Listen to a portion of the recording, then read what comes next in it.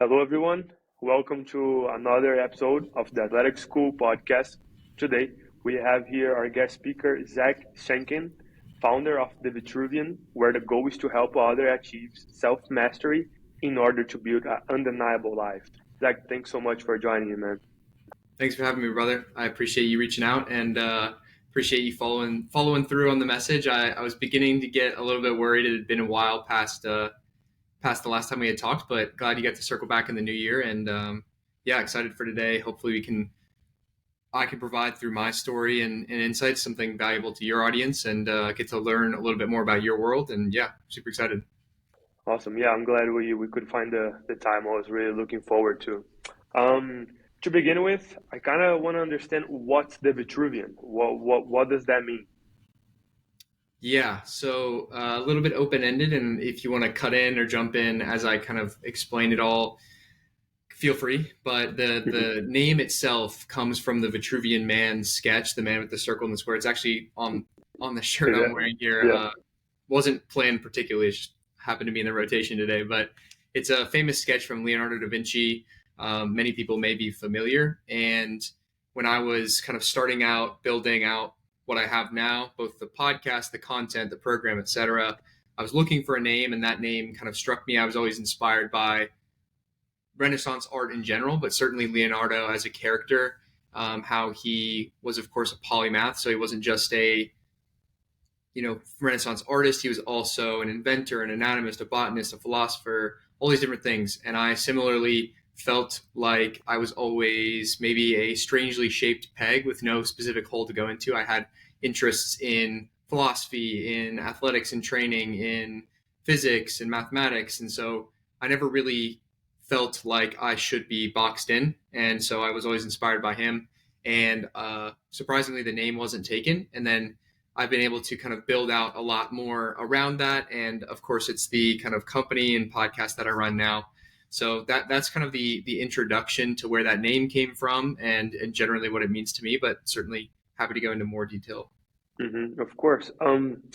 First thing, I'm always interested about studying more about Da Vinci. What would you say is the best way to? Is there a book or something that I should go into in order to learn more about him?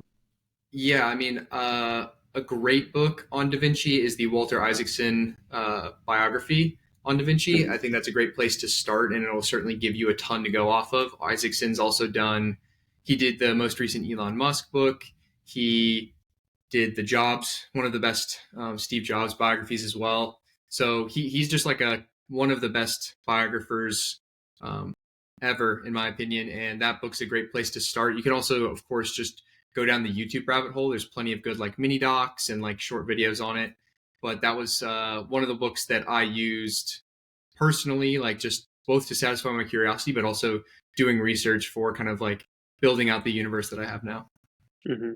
Yeah, because I feel like a lot of people relate, and I never heard of that before. But when you mention like how he was so many different things, and I mean he was such a great character for history, and I think it's pretty interesting, and a lot of people can relate to that. But I guess we are just focusing on studying, people like, I don't know, Kobe Bryant, Steve Jobs. But if we go even a little further in history, we can learn much, much more. Yeah, absolutely. I mean, both Kobe and Steve Jobs are massive inspirations for myself. Kobe being my favorite athlete of all time, and then Steve Jobs probably being my biggest individual inspiration, especially as an entrepreneur.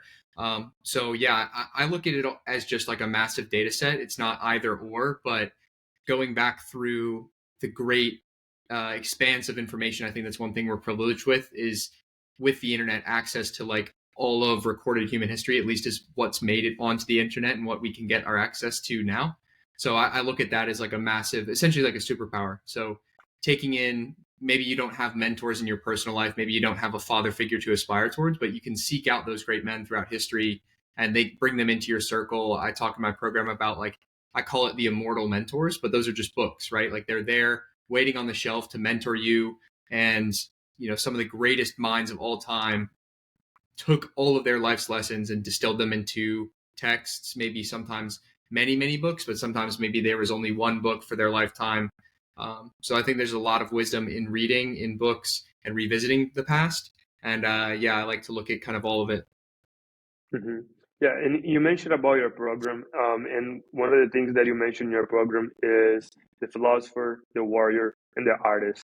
If you could go a little bit in depth on that one, um, does everyone have these three personalities? How does that work?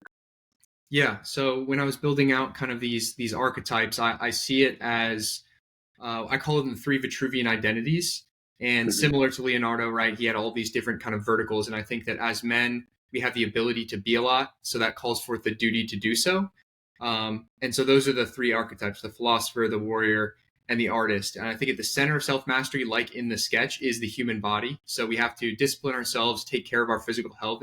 You can imagine that as the base of the pyramid. And that's the warrior archetype. And that looks different for everyone. I know you specifically work with and talk to and about a lot of athletes. So your people have probably a pretty good foundation for that already. And it's just about nurturing that kind of athletic, I guess, foundation that they've already built through nutrition and through varying their training protocols across their life, mobility, etc. But that's the base of the pyramid. And just like, yeah, nobody wants to meet the guy at a party who's like crazy in shape, super jacked, super shredded, but all he can talk about is the protein at his next meal, right? We have the ability to be like very expansive and study the greats. So the next beyond that is the philosopher, where you can develop your mindset, your mental models, and your philosophy of self, look at the world philosophically, actually assess what you believe, why you believe it, break through some limiting beliefs, some of the just unconscious programming that's been hammered into your head through the way you were raised, the school system, etc., and make sure that you're stepping into the highest version of yourself by unlocking your mind.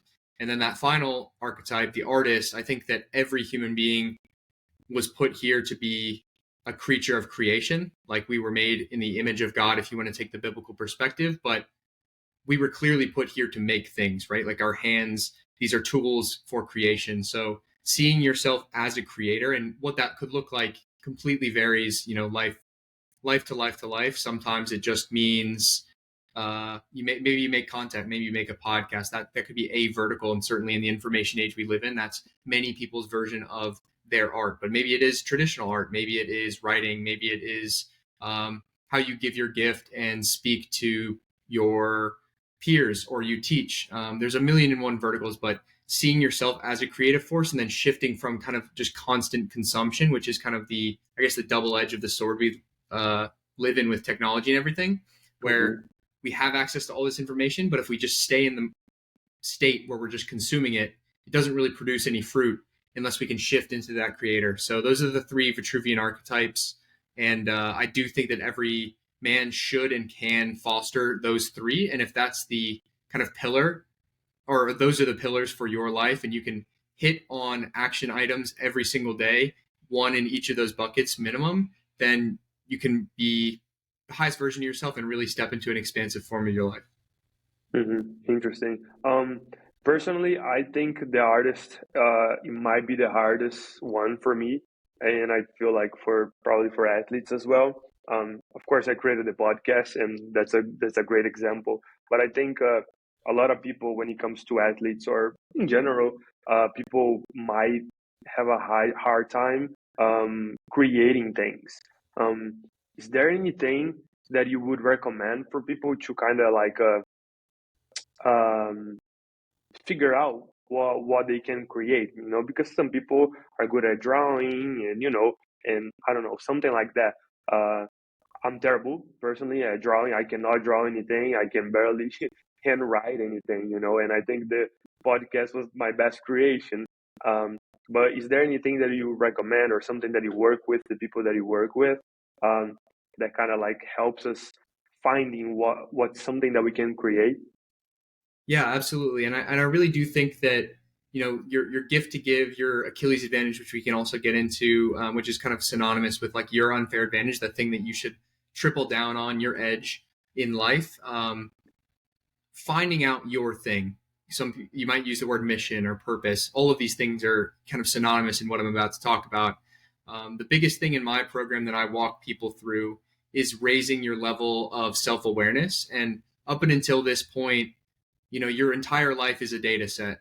So you can look back across the life that you've lived, and there's been little hints and breadcrumbs dropped throughout your entire life. And by the time this comes out, I'm actually in the process of creating a resource, because I get this question all the time, and I want to be able to give somebody like the most potent tools so that if they want to do it on their own time, they can just do that. So I'm building out what I'm calling the Da Vinci Blueprint, where I took all of my program, like over 170 pages of like all the worksheets that I take people through across the 12 weeks, and I'm trying to distill it down into just a free resource for people. So by the time that this comes out, you can just DM me on any platform and I'll send it your way. But a huge thing, in my opinion, is spending time with yourself without any inputs and prompting yourself through journaling or writing, and asking yourself questions about your life and then writing it all out, because I think it's hard to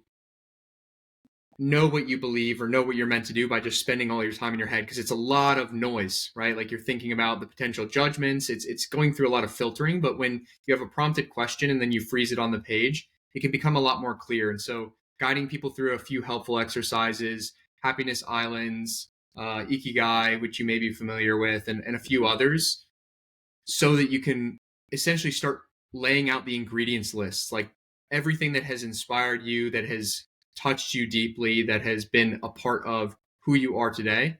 And then once you have it all splayed out, you can kind of start to see your subconscious make the connections. And it's not necessarily, it may happen, but it's not necessarily going to be this kind of eureka moment where, an angel's going to come down and whisper like, hey, you're going to start the Vitruvian and it's going to be this thing and you're going to do.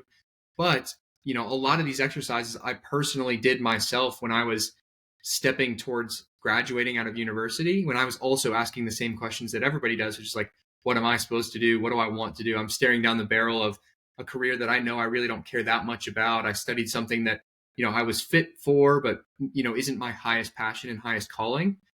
And the answers didn't arrive immediately. But down the line, months later, when opportunities present themselves, I think that all that subconscious work that was the groundwork or the fertile soil, so that when those opportunities arise, I knew when to step into them and I could see clearly that, oh, this is what I was meant to do, or this could be potentially a new direction I could take. So I could take that action. I think, the quote from Jefferson, luck is when preparation meets opportunity. So I think that in that sense, you can kind of forge your own or manufacture your own luck by spending the time laying that groundwork, that most people just don't do. They don't spend time curating a relationship with themselves, getting in tune with who they are, what they like, what has influenced their tastes, and ultimately like what could be their gift to give the world. Mhm. You mentioned something that I think is really interesting, which is self-awareness, and I feel like we lack a lot of self-awareness. And you mentioned about asking questions, and I love that. And I've been trying to do that more often with things that I believe. Like, why do I believe this is right? Why do I believe I should act in this way or that way? Um, and and my next question for you would be like how to become self-aware. And I think asking questions, it's one thing, and journaling is also something that I try my best. Um, but is there anything else that you think would help people become self-aware? Um, and you mentioned about input as well. Do you feel like social media kind of gets in the way for us to become self-aware of the things that we're trying to, to when we look at ourselves?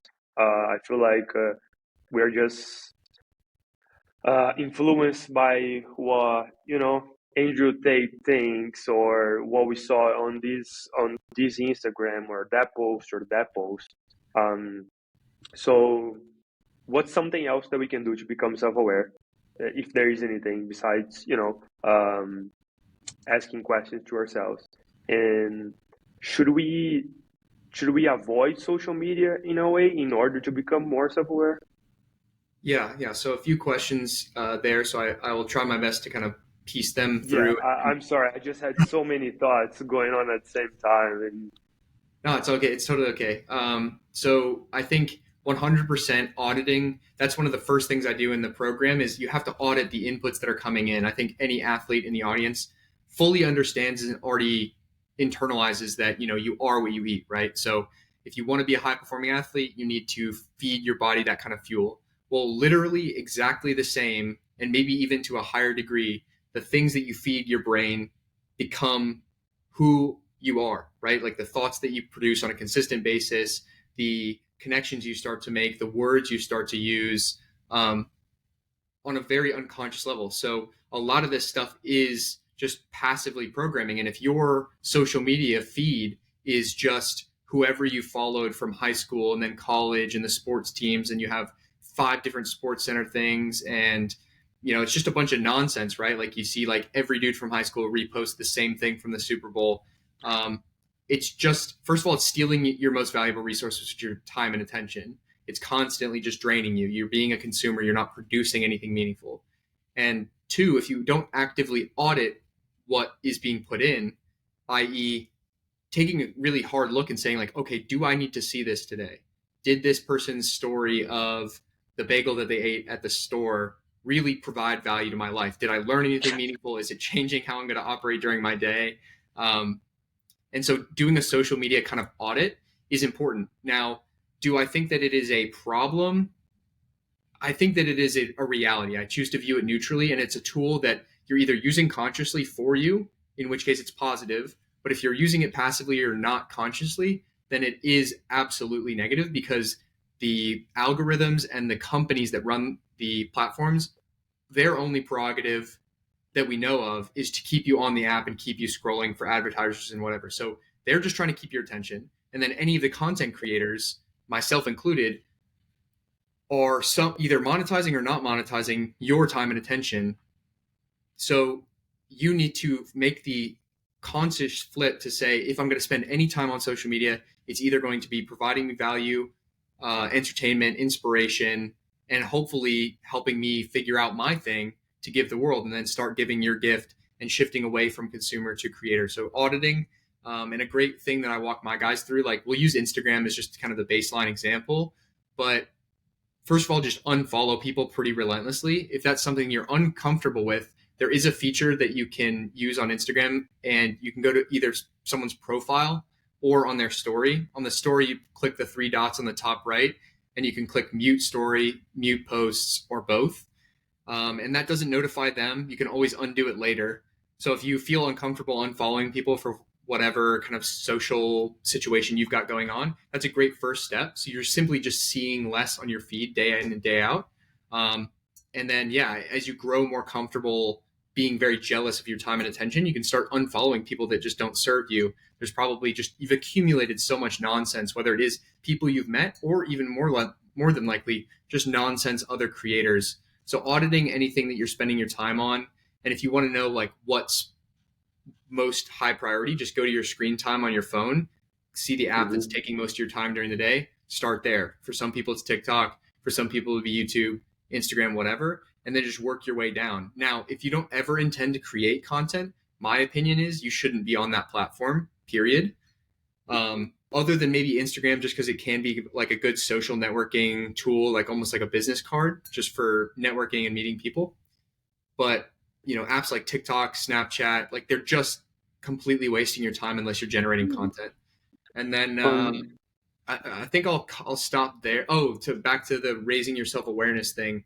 So yeah, I think even the way that you were talking about it, like you've tried journaling, it's very ambiguous. And that's why I created the program and the resources that I have, is because telling someone to journal to figure out who they are, it's not going to do anything. Like, what questions do I even ask? I'm just sitting down here. What do I even write down? Like, completely unstructured journaling isn't probably going to get you anywhere. I almost feel like that's more productive further down the line, where you're very self-aware and you're just exploring your mind and exploring your consciousness and looking for maybe divine inspiration. But in the period while you're trying to elevate your level of self-awareness, it's much more important to ask directed questions. What are you looking for specifically? And, I've spent a lot of time curating what I've built so that it is most effective and not just a bunch of wasted time, because asking just endless amounts of questions also is another waste of your time. So being very intentional with the questions you ask, Hmm. auditing the inputs that are coming in, and then clearly defining out your roadmap and your goals. Like, what do you want? Why do you want it? And that'll all be included in that Da Vinci Blueprint document. So that's just like a free Hmm. resource for people. I'm not trying to like peddle anything. Honestly, I only work with kind of really high level, entrepreneurs and people that are very, very serious about making those mental switches anyway. So for anyone in the audience, I think that would be a great resource to start with. For sure. Um, you were talking about, unfollowing people that, like friends in high school that are just posting the same thing over and over again. Um, do you feel like in order to master ourselves, do we have to almost like disconnect from our past in a way? Because, for example, for me, I'm from Brazil. I came to the US 5 years ago. Um, I came to the US. I created athletic school. I made friends playing soccer, but I met a lot of different people as well. Um, and today, my friends, we talk about business, we talk about making money, we talk about how to grow our relationships, and we also have fun, which doesn't include going to clubs and drinking and getting drunk. It's just, let's sit down, hang out, go out to eat. Which is a little bit different than the friends that I had back home in Brazil, where, those friends are just posting like, I don't know, they're going out on a club, they're going to a bar on Friday, Saturday, and Sunday. And then during the week, they're just trying to recover, make money so they can do the same thing over and over again. Do you feel like we have to kind of disconnect from these type of people in order to master ourselves? Because those are friends that I had in high school that I know them for 10 years, and I feel like it's hard for a lot of people to kind of disconnect. Yeah, it is. It is super hard, and I don't think that there is a one size fits all answer. Like, Hmm. unfollow and never talk to all your friends ever again because they're not on the same life path as you. But you do have to be honest with yourself and say, if I want an uncommon life, if I want to be exceptional, like the word uncommon, the word exceptional, exception, you are the exception to the average. You are uncommon. That means you're going to be uncommon, and it's going to be uncommon to find people like you. So the average people that are around you, by definition, will be doing average things and get average results from them. And if you are chasing and you're listening to this and you want something exceptional, whether you want to be a pro athlete, a collegiate athlete, a business owner, whatever, it's going to take uncommon action. And I do think that there is a period typically in every self development journey where you are going to have to go through a little bit of a lonely period, right? Because you haven't been the new version of yourself long enough to meet the new people that are coming into your life. But you also haven't, like, you just made that change. So you haven't left the environment and all the previous friends that are still around you from that quote unquote former version of yourself. And it is hard. I do think you have to, especially as a man, be comfortable in solitude. Spending time alone is how you can develop self-awareness, right? No inputs. Who am I when I'm alone, when no one's telling me what to like, what to be, etc. But once you start defining your ideal avatar, the next step is defining your ideal circle. This is another thing that's going to be inside of that Da Vinci Blueprint document. Like, how do I define that circle, and how do I go about finding them and attracting them into my life?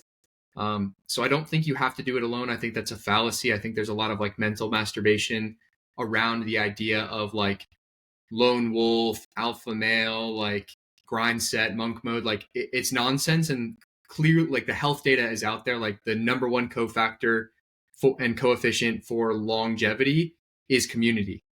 Yeah, Like yeah. it's not movement, it's not diet, it's not sunlight, although all of those things are really important. It's actually just a loving and inviting community that's like super intrinsic to human life. So yeah, there will be a tight period, probably maybe a year, maybe two, where you spend it predominantly alone, figuring yourself out, figuring out your businesses, maybe making a move to a new country that you've never been before.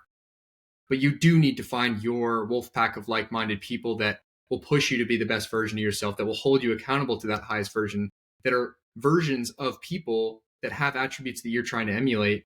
Everybody's heard that phrase, like you're the product of the five people around you. And it's like so cliche that people let it slip to the wayside. They don't think about how important it is. But honestly, the best way to observe it is like if you've ever stepped into self-development and then you go back to visit those old friends or that old group, you realize how quickly and how easily you can either fall back into that, or you see how little that they've changed and how little that they've grown. And it's like, wow, if you don't escape that environment, if you don't take yourself out of it to elevate, you will be trapped in that hypnotic rhythm and that like kind of low vibrational state forever. And like you will not make it to be exceptional or uncommon. You certainly can't do that alone in the long run. So yeah, extricating yourself from that environment is like, in my opinion, very mandatory. Yeah, 100%.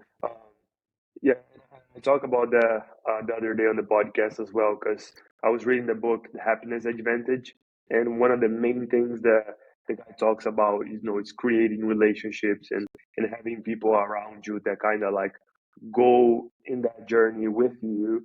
And like when you're trying to, maybe create a new habit or things like that. When you have a partner that's doing that with you, that makes it much much easier. And you create a habit in a much powerful way. Um, and that kind of brings me to my next question. Uh, coming to going to thinking about habits, and thinking about practical ways that people can master themselves. Uh, what are some habits that people can try or have and adapt in order to master themselves? Yeah, it's a pretty general one. Yeah. Because mastering yourself, it depends where you're coming from, right? So if you're an athlete in Mhm. the audience, you might already have training as like a checkbox, right? That's automatic. You Mhm. actually love the training aspect. It's not that hard. So maybe for you, the next big bucket to fill is getting consistent with your nutrition. Or maybe you're already past that. You're super dialed with your health, but you can't get yourself to post every single day or post every single week or do what's necessary for your business, cold outreach, or maybe it's you can't get a mindfulness practice or a journaling practice in, or you're not reading enough or whatever. But yeah, so first thing is define what it is. What are you trying to implement? And my encouragement for habit building or any sort of transformation is pick one thing or two things, like be simple. Don't write out 50 and try to do them all at once, and then begin to integrate them one at a time. So define what the thing is and understand why you want to do it. If it's reading, is it just because everyone tells you to read and it's quote unquote good to read? Or are you trying to learn something specific? Are you trying to expand your mind? Are you trying to be a better communicator? Are you trying to expand your vocabulary? Like have a really powerful why. And then beyond that, it's about making it really low friction for you to do that habit. So making sure that there's not a ton of additional barriers to the habit besides the fact that you aren't doing it currently. Um, don't make say it's say you're somebody who doesn't train. We'll use like I want to start running as like the example, but you can sub in whatever habit. Well, you're less likely to do it if you wait to the very end of your day and you don't put it on your calendar. If there's not a specific time, you're likely to miss it. And by the end of the day, your willpower is mostly depleted. So it's going to be a hard time to do hard things. But if you set your shoes out the night before with a little bit of preparation and planning, you also know when you're going to go about doing it. Those are decreasing the friction to start the new habit.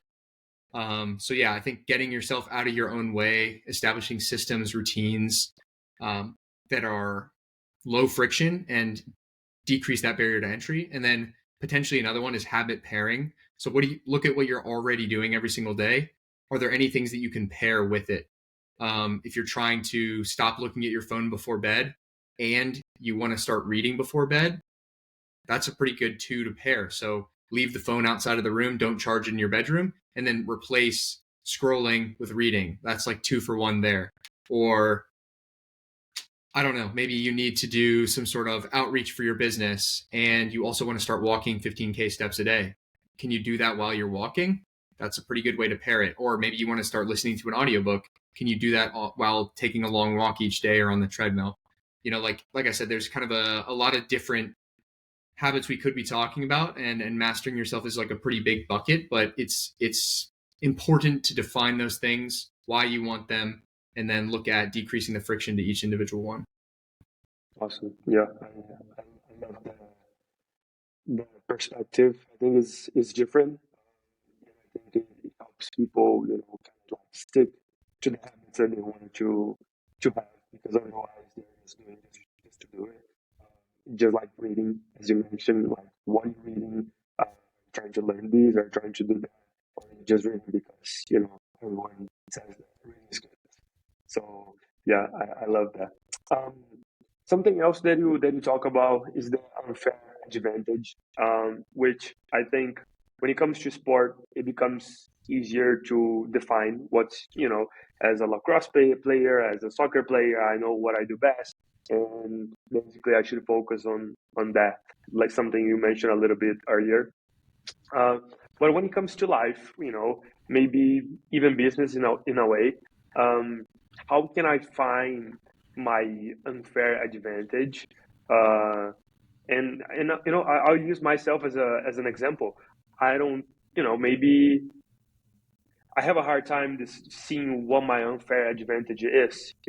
I go to school, and then my major is just business. It's not like I'm going to medical school or anything like that. Um, Maybe I read a little bit more than the other people, but like it's hard for me to find my unfair advantage. So how can I find my unfair advantage? And once I do it, um, what should I do with that? Should I just focus on that?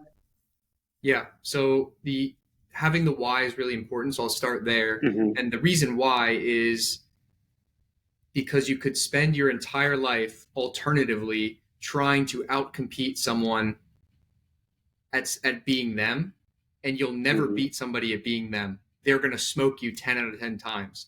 But likewise, I could never be a better version of you than you could. And I could spend my entire life trying to outcompete your unique version of yourself. So getting to a place where you're using your unique unfair advantage, you separate instead of competing in a massive field, you're competing in a one of one field. It's Hmm. literally just you versus you for the rest of your life. That's one reason. Second is it will feel effortless and or a lot less effort than anything else you can do. So you're going to want to stay in it and be willing to play that game on a really long time horizon, 5 years, 10 years, 15 years, the rest of your life. So it's building kind of like in a very aligned and congruent lifestyle that you can keep in for a long, long time. So those are really powerful whys. Like I think everything I just described sounds like something people would want. So then the question is like, well, okay, how do I find my thing? Well, a lot of it comes back to where we started this, which is like raising your level of self-awareness and then going back and looking at the ingredients throughout your life that can maybe be clues or point to what is your thing to give the world. Because in the unique combination of things that you find interesting, you find compelling, that you think seem to be really obvious but aren't obvious to other people, that all of that is like the ingredients list that makes your one of one answer, right? Like you are that niche, you are the answer. So it's really just about uncovering it. It's already there, like it's within you, and it's just about kind of peeling back those layers and asking yourself very very prompted questions. Again, like very targeted. Um, One that comes to mind off the top of my head is, what feels like play to you, but a lot of other people hate to do or like feel Hmm. like it's a ton of work. Um, what moments across your life or across your day just completely feel like very effortless and unconscious. You'd be happy to do it. If nobody paid you, you're already doing it. If nobody pays you, you just love to do it completely free of any sort of result, but it just fills your cup with joy, and time flies when you're doing it, right? Like those types of moments, like those are huge clues from whether you call it God, the universe, the ingredients inside of you, biochemically, like something in there. These are huge clues. That feeling of ease is massive. Um, and yeah, I think it's about like stacking the evidence, uncovering a lot of Hmm. ingredients, and then over time kind of course correcting slightly. So for you, it was like, okay, I definitely want to start my own business. That's a pretty big bucket. Okay, what is the business going to be related to? Maybe it's sports. Okay, now I'm niching down. Now I'm kind of getting closer and closer. But even within the sports academy space, there's a lot of players. There's a lot of people trying to do the same kind of thing. Athletic training is like a big, broad category, but like what makes your thing unique? Like what is your angle? What is your thing?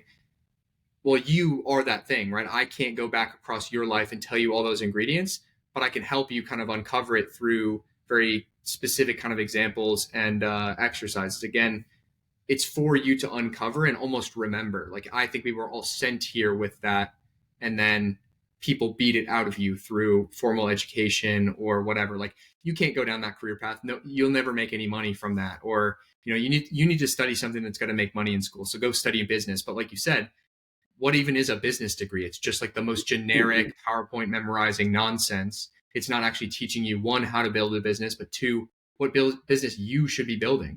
Because what the business you should be spending your time on, completely different from mine. We both would be wasting each other's time if we tried to build the same.